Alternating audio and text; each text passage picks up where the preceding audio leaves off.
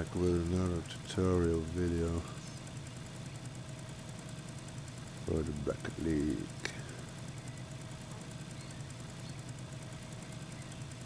So I did hitboxes before, and did the arena, the boost, the button settings, the game modes, the levels, the ranks. Now I'm gonna have a talk about the positional play.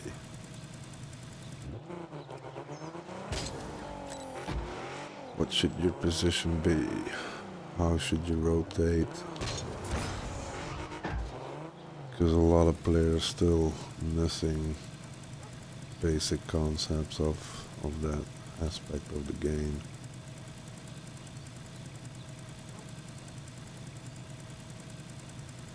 This actually, while it actually should be the most natural thing to know about a game like that, which is comparable with most team sports. If you as a team go to the other side and all remain there, everybody knows that the opposite team will score on your end because there's no defense. And the other side, the contrary is the same. If everybody stays on your half, you're never gonna score. That means that, which is also a typical aspect for any sport, that there's gonna have to be movement for the match to be played. So in the end it comes down to who gets the best territory gain. You got left, you got right. So it's about territory first. Not about the ball, not about the hits, not about the goals, not about the boosts. It's about the territory. If your team gains enough territory and the other team can't gain it back, then you have attack always and you will win. Simple as that. If you can never get off your side and you never reach the other side, you're never gonna win. Very simple. Territory.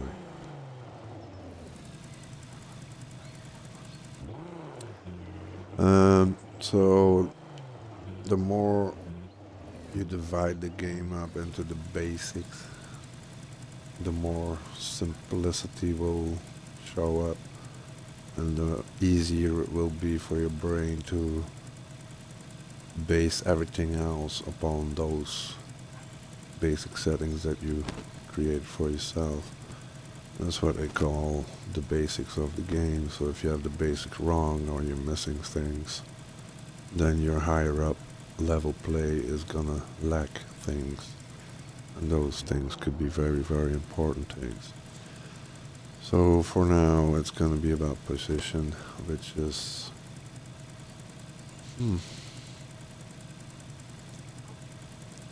as good as 90% of all the time. It's gonna be 90% of the priority of the game to have a good position, because if you're out of position, that means that something is happening where you're not, and then that will probably result in a goal. Position in the front or having wrong position in the front is less important than having a good position in the back, because if you have a bad position in the back, you get a goal, you lose.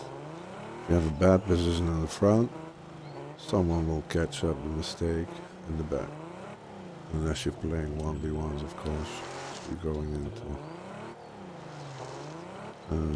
about now, I guess. So you got 1v1, 2v2, 3v3. If you're on a 1v1, you got your side, the other one got his side. If you're on his side all the time, you win. So that means that at all times there's going to be a division on the ball. So one side is blue, one side is orange. So if you're on the wrong side, then there's going to be a goal on your end. And that's simple inside gives you the valuable information or knowledge that you have to stay behind the ball at all times. Of course, there's exceptions to everything, but if you stay behind the ball at all times, the other one is not gonna score because he cannot pass the ball. He cannot get the ball past you because you're behind it. Now that's the theory of it, because in practicality, of course, it's not possible to stay behind the ball 100% of the time, even though some might get close to that. So that means that if you're in goal, you have to put your position between or lined up with the ball, the goal, and the opponent. Because the opponent is behind the ball if you're in defense, and he's gonna look for a straight line to the goal. If it's with dribbles in between or air dribbles in between to get there, that doesn't matter. In the end, there's gonna be one line to the goal that he's gonna try to find. Now, the more trickery you put into it, the more difficult it becomes to analyze and to conclude what you have to do to stop it. That's pretty much talking about very high levels. So in a 1v1, if you're in midfield or upfield, you're gonna still want to try to stay behind the ball. If you see that the ball is with the opponent and he's going up the wall or something, all you need to do is make sure you're in between the goal and the ball, so you're behind the ball for him, for your opponent's view. So it's very important to know where your midline of the goal is, so you always have a straight line to the ball. So your car should be in the middle of the goal and the ball at all times. So if it's on the right, you stay here. Look, middle. It's also a 45 degrees angles. So if a player goes to corner, you try to stay in between the ball and the goal. Now for a 1v1, you can do different things, because you can stay far away and let him just come to the goal, so you're just take him when he's pushing the ball to the goal. Now, let me go to twos and threes, because then positional play matters. I wouldn't say matters more, but it's going to be different, because like I said, in a 1v1 you have two sides, you have 1 and 2, orange and blue. And if you got 2v2, you actually get 4 divisions of your arena. So you got 2 opponents, probably left and right on that side, and then you got you and your teammate. So in a 1v1, and at the start, both players are at the same position, you can divide the whole arena in 2 blocks, left block, right block. But that the diameter line, which is the midline here, that goes all the way around, forming the 2 blocks, left and right. If you can imagine those 2 blocks at all times, that will help you majorly in all the game modes. That means that if I'm here, the opponent is coming from his goal and the ball is in between me and the opponent, the 2 blocks of the arena will be split by the ball, and the diagonal line will be a 90-degree line between you and the opponent. So if the opponent is over there and you are over there, then this is the midline. That means that his block is going right until here, because you're on the opposite side and on the mid boost there, trying to block his line to the goal or to the wall. But his block goes over here, so the midline of the 2 divisions of the arena. So he has an open play on the left side. If you can keep that in your mind, you know that if you're standing here and he's gonna come over here, you're gonna have to be able to judge if he's going up the wall, or if he's gonna cut you off on the middle, or if he's gonna totally get it to the other side where his block is way wide and where he has a lot of open room. So you can say, I'm gonna stand here and just block that middle line, but you can't do that because the walls are so effective and almost as good as everyone goes up the wall all the time. So you're trying to block the exits of the opponent's defense. And if the ball is on the right of the goal, they're not going to try to put it in front of the goal. So if they can't clear it over the goal to the other side, they're going to always get the escape on the wall. If they stay up the wall, if they cut it off here in the middle, it doesn't matter. So that's why your defensive position is going to be over here. You have to keep in mind that his block goes all the way over there. So once you see him make a move to the right of the ball, so the ball will be in the midline here, but he will be on the right of the ball there. That means that he's got an option to kick the ball all over to that side. So then you have to make sure that you're in between the ball and the goal and the opponent again. So then your position changes to here. Because then I'm here, the ball is right in front of the opponent and the opponent is behind the ball. And if he goes right, you just have to cover that line. If he goes left, you just have to cover that line. Always stay between the ball and your own goal. And that way you always have the same chances left and right. So if he goes right, you defend there. If he goes left, you can defend there. If I'm standing here, if he goes left, I can do that. But if he goes right, I have a lot more room to cover to cover him. If he's in the middle then. So always line up with the ball and your own goal. So with those divisions in mind that I explained, if you're in 2v2, there's always one that goes on the ball and there's one that doesn't go on the ball. Same for the opponent. So you can have a front and back, and the opponent has a front and back too, one that approaches, one that stays behind. Now if the ball is in play, you can have a left-right position where I'm over here, my teammates over there on the right. If they bring the ball to the middle, we have to close the gap in the middle. Make sure that someone is in between the ball and the goal at all times. So your dynamics always change from the sides to the middle and back. And then you get the front and the back. So someone goes up, someone stays behind. Now depending on where the first guy goes with the ball, the other guy has to do the opposite. So if I'm on the ball, I take it to the left ball. My teammate has to cover the rest of the field. And he has to pay attention to the opponent. What's the opponent gonna do? Is he on the right side of the ball? Is he on the left side? Where is he gonna be able to put the ball? Is he only gonna be able to get it escape to the right?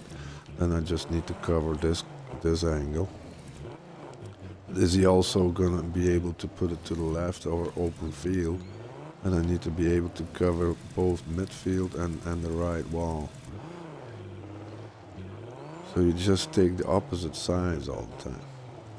Of course there's exceptions and you see a lot of players just driving around with twos in tandem like they're one entity. And that can work, but if you get good defense, you're screwed, because if they clear it out to the other goal, you get a goal. Simple, because there's no defense. So the more you spread out as a team, the more territory you will be able to defend on your own. And only that fact will give the opponent less chance and less options in the brain to choose from. Like if my teammate's on the left and I'm just standing right next to him here, yeah, of course the opponent's gonna go to the left because everything's open there. Or unless you have roof shots and things like that, but that's not what we're talking about now. So I'm gonna cover the other side. Then again, when the ball comes over the midline, someone has to go attack. So if it's my teammate, I make sure I'm in the goal. If I see that I'm closer to the ball than my teammate's going to the goal, and I'm going on the ball. And I go right, he goes left. If I switch to left, he switches to right. If I switch to back, he goes to front. So it's always the opposite. So in tools it's pretty easy to remember that. Effectiveness is something else, of course. But the more you train your position, the more you get, you will know where to be at which time. And it comes down to being able to read the opponent a little bit. So that's why all the other things like training and watching other people play, like higher level people play. So the more you watch and the more you see other people or see the possibilities, the more you will be able to judge the opponent's attack and how he's going to do it and which techniques he's going to use.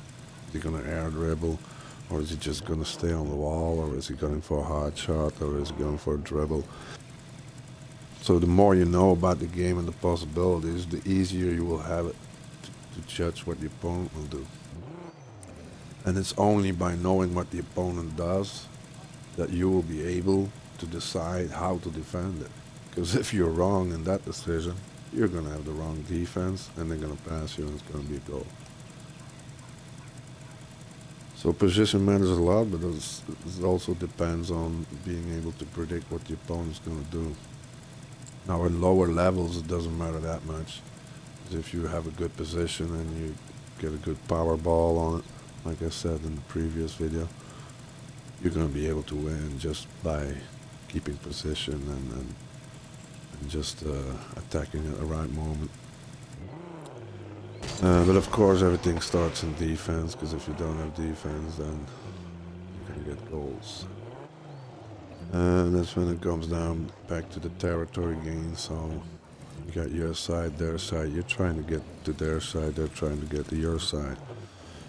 So if you're on their side with the attack, you're going to have to lock off the midline here. Why? Because the midline is kind of the average distance that someone can clear a ball from the goal. Of course, there's exceptions like pinches and higher levels that can just dribble through the air to the other side. But theoretically, the midline is generally average, the distance that someone clears the ball. If it's less, it's easier to score. So if you lock off the midline, the opponent's got nowhere to go. Now in twos it's more difficult than in threes, because in twos, if my opponent is on the right, going into the corner or coming off the wall or something, I have to make sure that I cover the mid spot, which gives me the left side too. And then the opponent is probably pressed in the goal with two defenders. So what you're doing is your territory becomes unequally divided. Like I said, with the kickoff you have a 50-50, you have two blocks on each side that are equally big. If my opponent is in the right corner attacking, and I got all the rest of the arena covered, and the opponent is defending with two, one stays in goal, one goes on the ball here. The blocks I mentioned of the territory for this team are limited here, right over here. So they're focused on that side, so they have no coverage whatsoever on the right side. So that's why it's always easy if you can hard hit it to the other side for a pass to your teammate, and then you can play any defense out of play. So if their zone is that small, that means that your zone is all the rest of the arena. Because my teammate is over here getting the ball up on the wall or trying to get in front of the goal. So everything behind him is our territory. And where he is the limit line. So this here, right where he is his territory. Where the boost is, that's the other team. So the further he goes, the more territory he gains and the less territory there is for the other team. So they get locked in this little first line goal radius here. We call it first line. It's like in soccer, you have a small goal rectangle and a big goal rectangle where the goalie can get the ball with his hands. It's the same thing here. It's more of a communication thing that you can use to communicate where you want the ball. This is first line. Second line is here. So if you're in trees, it becomes slightly more complicated. So the whole block theory, all the blocks kind of merge and cross each other and overlap each other constantly because the game is just so active if you're with trees. And if you're 1v1, it's just, yeah, where is the ball, where's my side, where's your side? So if the ball's in the middle, I'm here, and he's over there, then the left side is my side, and the right side is his side, and if front side, back side. And in trees, if I move here, the whole block moves with me. But if the opponent jumps over me, goes to the ball, his block is over here, and my block is over there in the corner, so there's no use in having that territory or space in the corner at that moment. So for trees positioning, you're gonna have to imagine the geometrical figure of the triangle. So you got 3 cars on your side, 3 cars on their side, you got 3 triangles. And danger happens when both triangles cross each other and then you form a star. So the action is always going to be in the middle of the star because the ball is always going to go from one side of the star to the other side of the star. If it's a shot or a pass, doesn't matter. Now for your triangle, it's easy, makes it very easy to keep your positional play. If you start, you get 2 players going forward, you got 1 player staying backwards, defending the goal.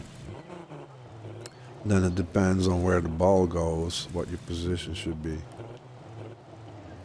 And then that's where the numbers come in, so when you have your 1, 2, 3.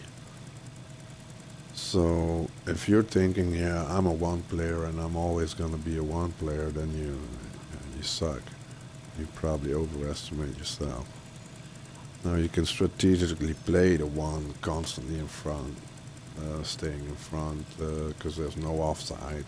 And if you get a good defense, you can strategically do those things. But those are theories for custom teams that play with each other regularly. Like, you can't use those things and just open solo queue with randoms. So the more you play with the same players, the better you get. It's pretty simple. And the easier it gets too, because you probably have good communication.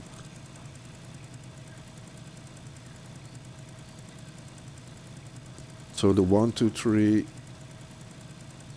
like in duels, in 2v2s, you have 1 and 2. So 1 goes up, 2 stays back. If 1 goes up and misses, he goes back to the 2 position, and you're gonna be the 1, and you're gonna have to defend the ball, meaning stay between the ball and the goal at all times. If you miss, your other opponent will be there. You go back to 2, and your teammate, and your teammate goes up, and he's gonna be 1. He misses, and it switches again. Okay, so with trees, it's the same, but you have a order of 3. So 1 goes up, he misses, goes back to 3. 2 goes up, he misses, go back to 3, and then 2 becomes 1, and 3 becomes 2. And that's how you just rotate up. Which is why it's important that you have defensive skill as well as offensive skills. So if I'm 1, go up on the left.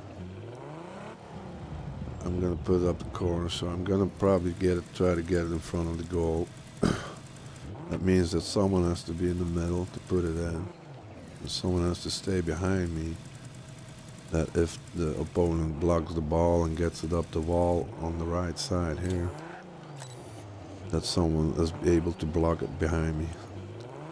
That means that you got the triangle of 1 in the corner there, 1 on the side, and the other one has to stay back to cover the rest of the field, which is a big responsibility because you have the most territory to defend. Now if player 1 puts it up, the 3 is going to change into a 2, and he's going to have to go on the goal. And then number 2 over there, he can go up, so he has to defend the middle too, so he's going to have to take this position so he can still cover both the wall and the middle. So if 2 misses his shot, he's going to be 1 and get the rebound. And then the first one that put it up has to be behind already and ready to cover for what 2 is going to do right here. So if you round that up, 1 puts it up, then it depends if he has a shot on it or not. So number 2 is going to have to wait to see what number 1 does with the ball. Is it going to get it in front of the goal? Is it going to be open ball? Because if the defense touches it and hits it to your goal, you can have a goal. So defending the midline is very important there. As I said, like it's the maximum distance that most people clear the ball. So you can go 1 up further to this second line of the boost here. But if you kick it to the midline, you're going to be too late. So then it becomes important to know what 2 and 3 will do. So what most often happens just random plays is that 1 goes up, he's going to put it up and try to score it himself. He's going to miss it because there's 3 defenders in the goal. So then 2 is going to have to cover the corner here. So because the corner is empty, he can move up, so he gets more chance to quickly cover the defense and also get the setup on the goal for the third one to get the rebound on that, or for you to get the action yourself. But then it becomes number 3 that has to watch the position of number 2. So if number 1 goes up for the ball himself, there's no reason for number 2 to be there. So he has to wait to see what the outcome is going to be for the contact of number 1. So if number 1 goes for the goal, he puts it up, goes for the shot himself, misses it. And it depends, as the ball going back to the right side for the opponent over there, number 2 has everything covered. But if they clear it to the right, you're going to instantly have to cover everything over here. If you can get the pinch on the wall, that would be the best, because then you can clear it back to the other side where two of your teammates are. So as you see, there's a lot of theory that goes into it, but you still keep 1 triangle at all times. It's just there, and here.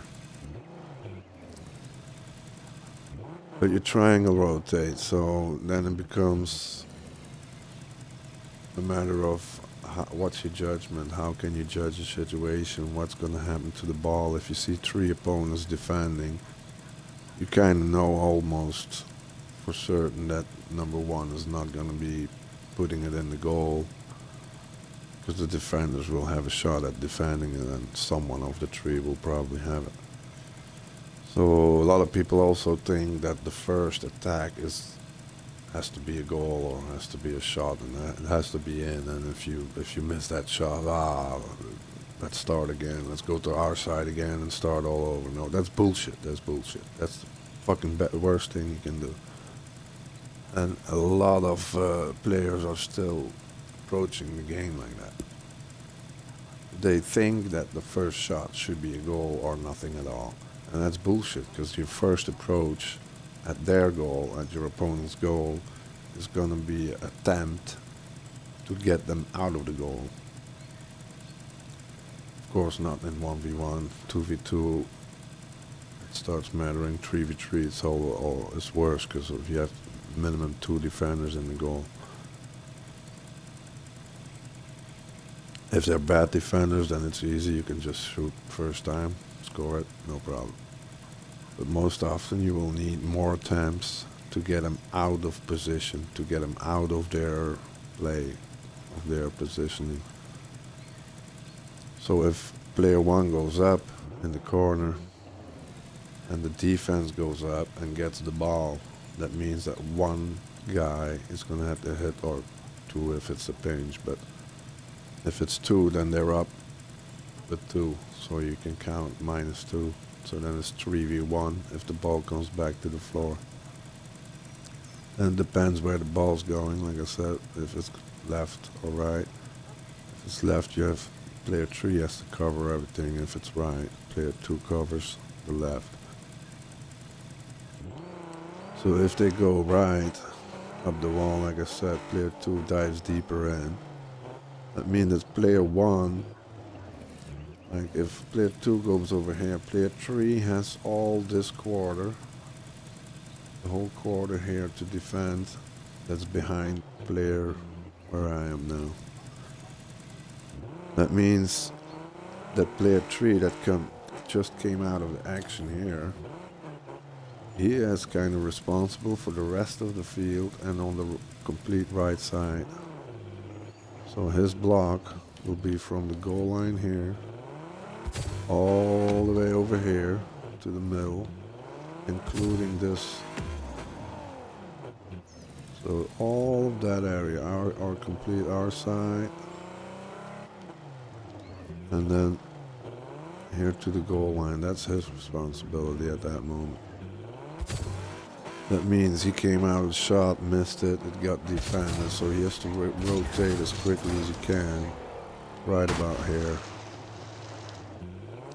So you get 2 blocks left and right to defend. Then you have to watch player 2 that goes in on the rebound, and player 3 that's gonna drive to the left to cover behind on number 2. So then your number 2 is 1, your number 3 is 2, and your number 1, which is me at this moment, became number 3. And you can rotate that like 20 million times, so it's always the same. It's always the same. One goes up, one goes up, one goes up, one goes up, one goes up, one goes up, one go back, one go back, one go back. That's what they call rotation. If you do that effectively, in theory, there's no one that can get out of it, because otherwise you're not effective. And so the same goes for the other side, of course.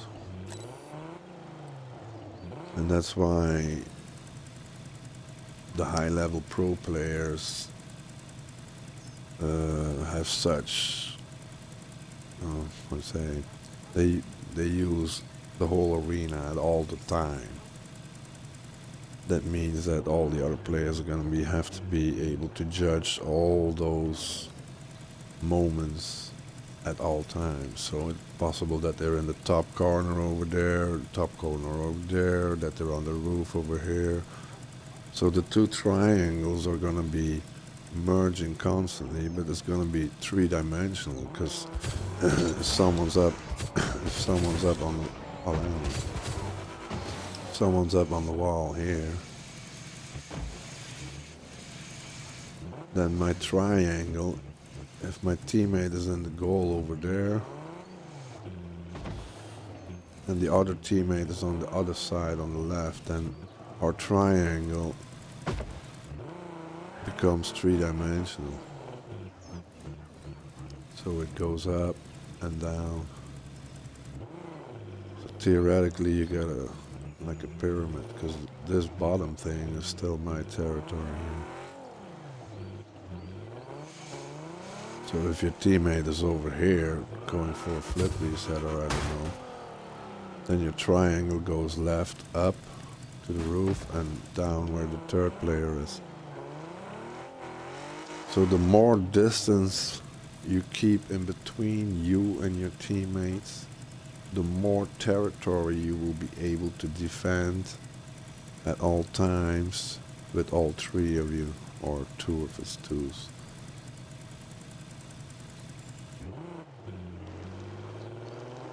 So if you're far enough back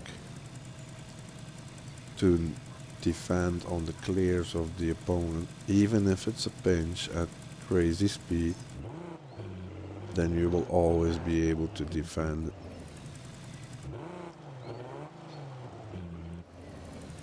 Now in attacking, if you're in a defensive position, it's kind of the same rotation, only that third guy has always have to be on the back post. That means that if the attacker is on the left side over there, third player always have to be or rotate to the back post. That means that someone is have to cover the front post here if the ball's on that side, and someone has to go on the ball if it's threes. If it's twos, one has to go on the ball, one stays back. Very simple. So the first guy can actually do what he wants, because there's two guys behind him covering him. If one misses, that should never ever be a problem unless you're in 1v1s. One can miss at all times. If it's in the front, in an attack, or in defense, it doesn't matter. Because theoretically, there's two people behind you that can catch it. Number two, that's going to defend this post, theoretically can miss the ball because there's a third guy catching up for him. 3 can never miss because there's no one to catch up for him, to cover for his miss or her. So that's a very important thing to keep in mind. And I kind of explained it earlier in one of the tutorials, where making a difference in the brain between a defensive approach on the ball or the action and an offensive approach gives your brain kind of like a dual solution,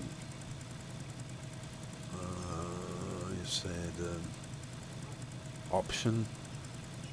So instead of only having one style of play, one approach of how you play the game, you create two. So in defense, you cannot miss a ball. In offense, it doesn't matter if you miss the ball because there's other people that will be able to cover for your mistake. What that does in your brain is that in the front, if you're in an attack, your brain will have more freedom, allowing for more creativity, which comes from the intuitional zone of the brain, which will allow for more of that to come in. If you're in the back, you're gonna have to be concrete and very conservative and just go for the 100% hit.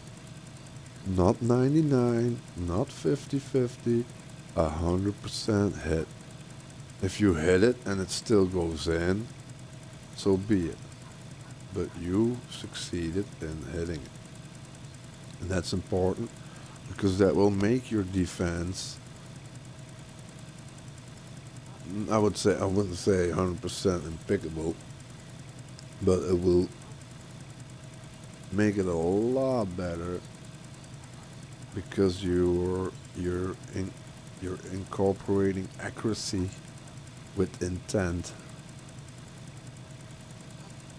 And the intent thing is important because when you're in front, you're allowing your creativity to drop in, and in the back, you're going to be conservative and just go for the hit. So your brain is going to make a difference between attack plays and defensive plays. And in defensive plays, you're going to be more accurate because you're always going for the 100% hit. Now, in theory, that means that you're aiming for the center of the ball if you want to be sure for the 100% hit or the most powerful hit. If you miss the center of the ball, you can always hit the sides, so you still get the hit. And that's the difference. If you're in front, players that play safe and weak, they go for the center of the ball and see what happens. But if you want to place it into the corners or going up to the goal or for a shot, you're going to have to find the right place on the ball to hit. Top left, top right, center ball, doesn't matter. But you're going to look for that spot that you need to get the direction and the accuracy that you're looking for to get the setup for your teammates to put in or to get the goal with a bounce or with a crossbar in hit, or doesn't matter.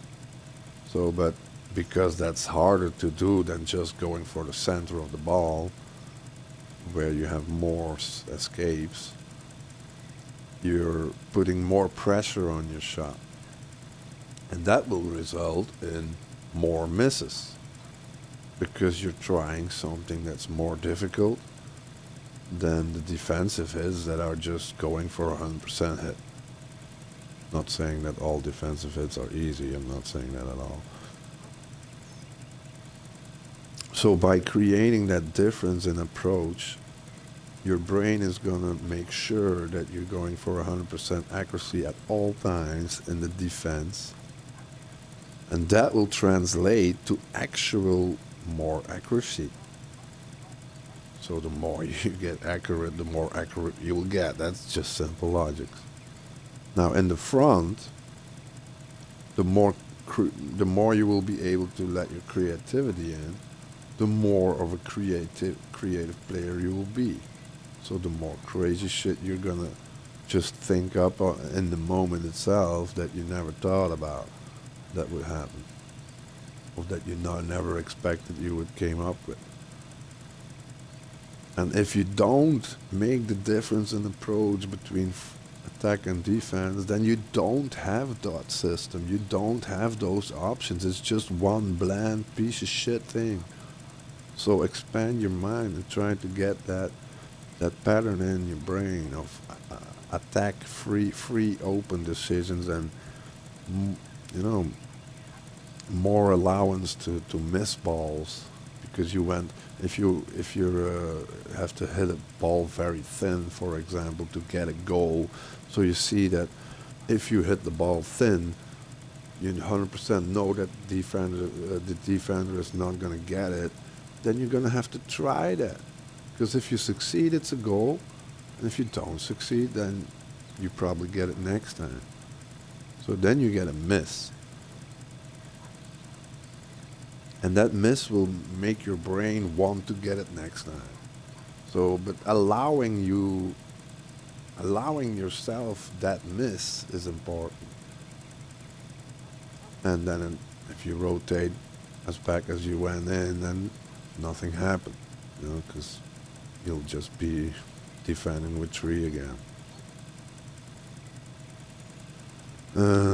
So where was I? So the whole defensive approach thing, um,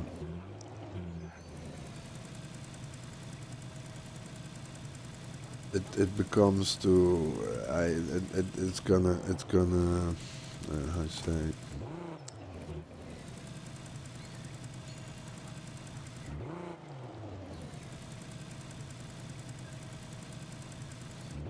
if all your teammates have the same approach with the accuracy thing, your defense is gonna be as good as unbeatable. Because if you never miss the hit in the defense and you're always on your position, then then the opponent won't score. It's just as simple as that. If you're between the ball and the goal, they won't score unless they got a lucky pinch or escape off the car, jump off the car kind of thing. So positional, you got your 1, 2, 3s, and that's what I want to say. So your 1 has in this position when the opponent is attacking here, your 1 has the freedom that you use as an attacking approach.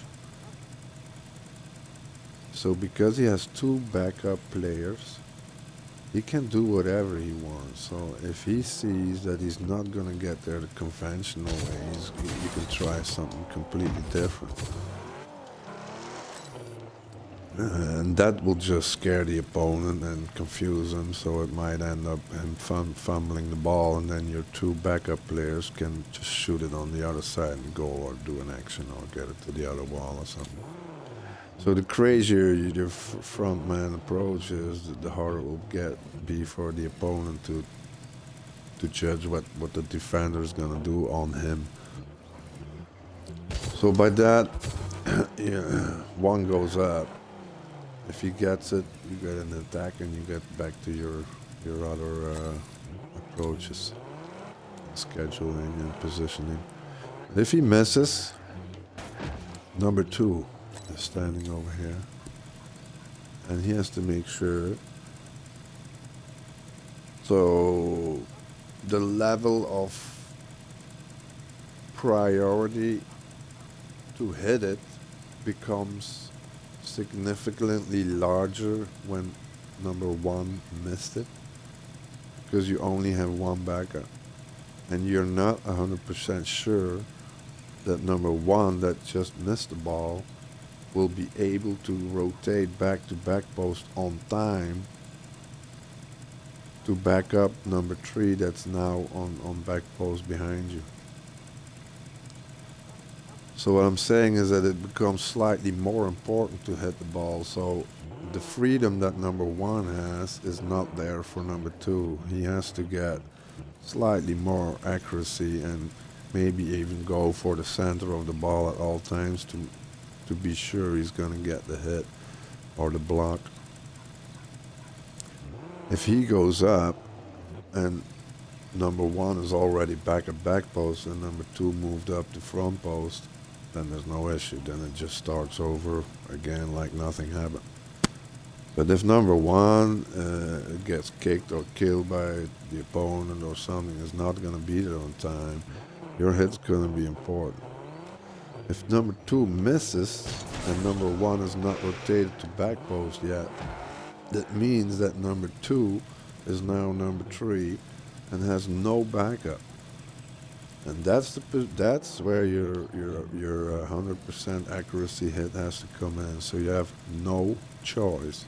You gotta go for the 100% hit. If you hit it 100% and it's not going where you want it, and a goal comes in, that's just how it is. But you got to clear. maybe some next time you'll get more accuracy out of it. But at least you hit the ball. At least you were in between the ball, your goal, and the opponent.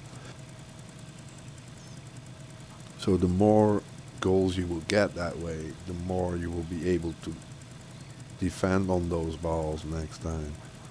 And the better your judgment will be of what the opponent will be able to do with that ball.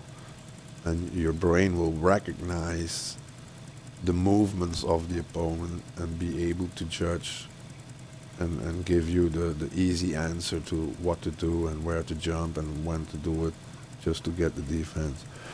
So it's kind of a cooperation between your brain and your higher self, your intuitional zone, but also your left rational brain that's doing the conservative approach to the game, where there's no room for fantasy and shit like that. So it's all patterns and lines and numbers and positions and math. That's the rational side of it. So in front, it's all creativity, it's intuition, it's what can I do that the opponent has no idea about that I can do it. So if you invent a new move, no one's going to be able to defend on it because no one has the knowledge about what you're doing. And that's why the whole aerial thing evolved like that. But the attacker's creativity evolves, but that also makes the defensive uh, aspects evolve, so the defense is always going to adapt to the offense. And this is how you see that the game is completely still not 100% developed because everything's still evolving on a daily basis. Players inventing new moves, defenders inventing new moves to defend on those moves. And I have a sneaking suspicion that it might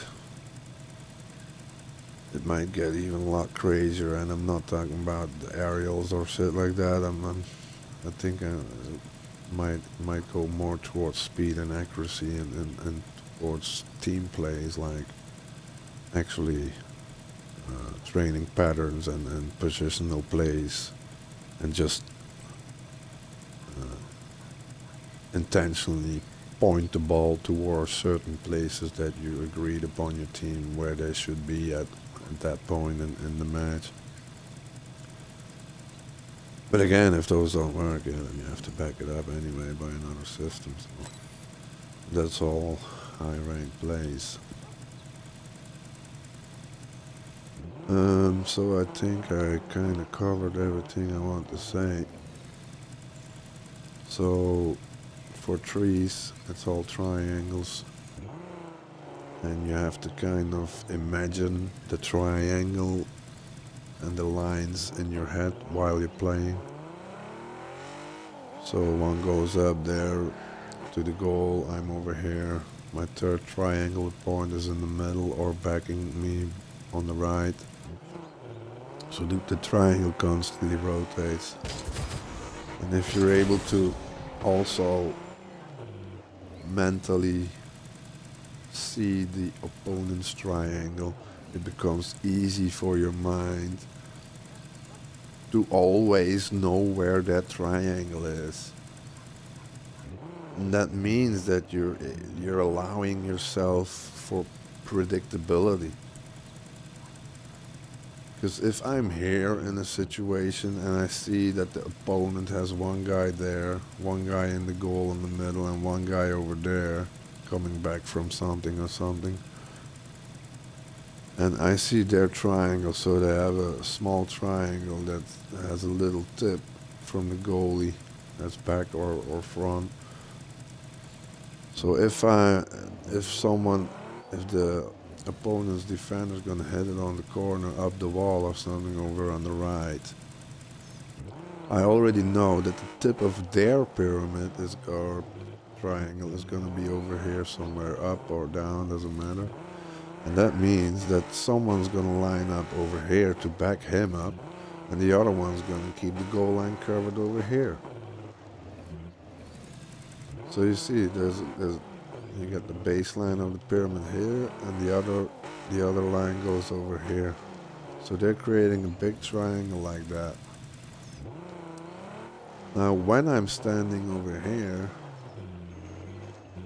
I already knew that when the ball went over there, that the triangle they would take on would be the triangle I just pointed out. So I already know in advance that when I'm gonna be over there where I was just now, just a little bit back, if I'm gonna be there, their triangle is gonna be there, there, and there. And that gives you predictability that you probably won't have if you're not paying attention to those triangles. And once you consciously try to mentally see them or pay attention to the opponent's triangle, the more predictability will come out of it. And that's important in offense as well as in defense. So if I'm in defense, I see two players getting the ball in and they're all in the corner here and the other guy is defending there, I know I don't have to push it middle because he's going to kick it in. Then I'm going to have to kick it over the goal over there because that's the open room for our territory. And if the third player on their side, if the two players are on the ball here, trying to block the shit out of it, and the third player is over there, but he merges in on the right side, that means that three of their players are in the corner on that side. That means that all the rest of the field is open.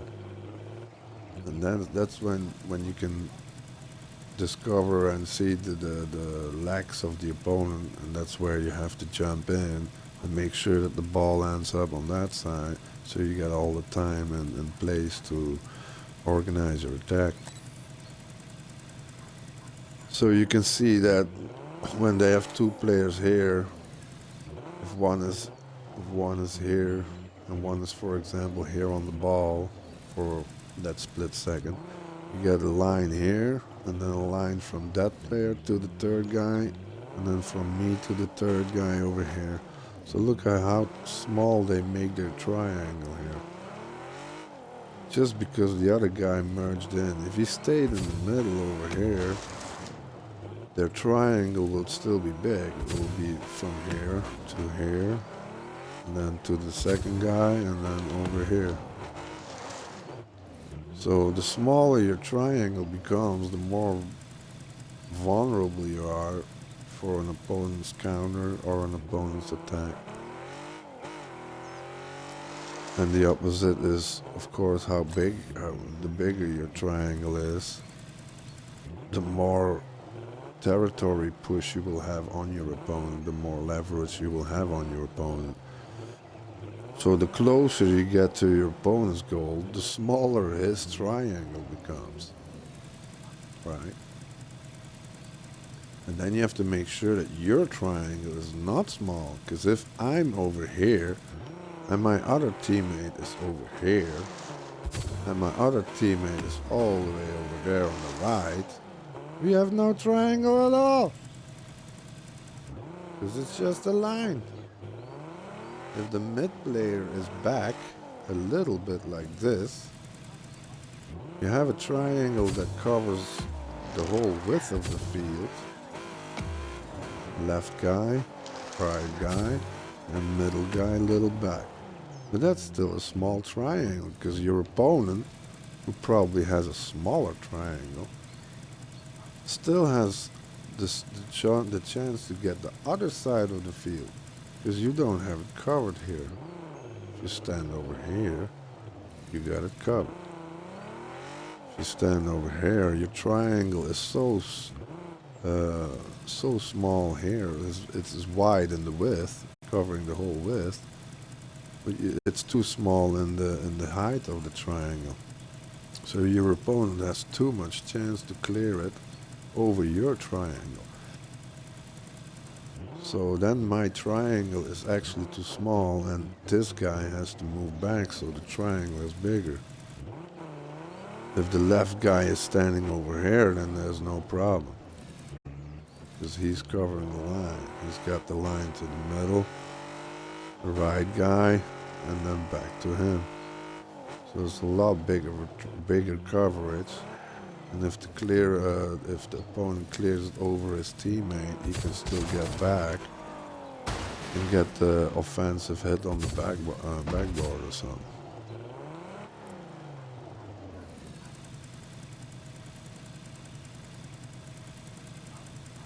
So yeah, it's all about the triangle and threes. If you're in twos, it's a line, and you just have to be on the opposite side. Unless, of course, you're trying to get pinches amongst each other and shit like that, which can also happen in threes. So that's when you, and that's those are the situations that form the what's the word? Exceptions. Because when you're on three and you see both of your teammates going at the ball or at the block at the same time, there's no triangle. So if it's in the right front corner, they're both going up for the ball or something. The third guy is only playing a 2v2 at that moment, or 2v3. Because the teammate for him that is up on the ball is one entity. It's two cars, but it's one entity, and he's the only one that's on the other side. So you have no triangle. That means you're gonna have to go into a 2v2s kind of approach. So then your block becomes a lot bigger that you have to defend, because it's the split line between where the three players are of their team and all of the rest of the field where your teammate is not. And then it's kind of important what the outcome's gonna be for that duel that 1 and 2 is putting on the block or something. So if you see that one of them is able to rotate, then you're gonna be able to push up and try to get on the ball or steal the ball or block the ball. And as long as 1 and 2 are up there and they're not returning, not rotating back, you're kind of stuck here. You kind of cannot go up unless the ball is coming towards you, of course, with a shot or something, then you will have to defend on it. So the less of triangle is formed during a match, the more attention you should pay to what will be the outcome of that situation, because the more dangerous it will be. Because if you don't have a big triangle, you don't have a good defense. If I'm in the back, in the middle of the goal, someone left, someone right, who's gonna pass you? No one. Left is cornered, left is covered. If he misses, you cover for him. Third guy merges in behind you, covers for you. First goes back, covers for third, and so on and so on. If you're effective, no one will score. Very simple. Same for the other side. Very simple. That's a difference between theoretical approach to the game and practical approach to the game. Because in theory, you can definitely state that this or that is specifically the best solution for that situation at that time and that moment. And practically, you cannot say that, because then it depends on what's going to happen and how it's going to turn out and how did you hit it. Did it work? Did you get it 100% how you want it? Did you get it 99%, 75%, 30%? So then your brain is going to make automatically, it's going to make the calculations on that percentage. That's what your brain does. That's just what it's made for. So all you have to do is try to pay attention to when it happens and what your brain says at that moment. And by understanding those situations, by understanding what your brain does and why and how and when, it will increase the evolution of your play vastly. So by not being aware of all the things I said, it's going to take you eons longer to get anywhere higher up in level. And that doesn't matter what level you're in. Even for the SSL players, they can use this information. Because like I said, the game is still not 100% developed or evolved. So I guess that's it for my video on positional play. If you get the hang of this 100%, then you're unbeatable. It's very simple. That's theory. You're unbeatable. If your execution is 100%, then you're unbeatable. But the practicality says that's impossible. And that's why the game is so much fun. And why it's so interesting. So you can see you grow. You can see you suddenly making moves that you never thought about, that you just allowed yourself, and then it will become once your creativity puts something in that didn't exist yet. When it puts it in for the first time, it's a creative input, it's intuitive input. But your rational brain, the other side, the defensive one, he will use that. That brain part will use that creative thing you put in that never existed before, and it will copy paste that when you need it. And that's when the creative intuitive input becomes a rational conservative aspect or mechanic or move or action that you can use frequently. And that's when the creative part or the creative brain doesn't have to worry about that move anymore, because it's already in your play, in your reality. So then your creative mind has more time to come up with new shit. So the more new shit it comes up with, the more your rational brain will be able to put that in the database and use it as your mechanics or your actions or your capabilities. And that's what they call your mechanical baggage, your expertise, your experience. And if you don't leave room for creativity in the front, and you say, I gotta get the hit on that goal, or I gotta get the hit on that's all bullshit.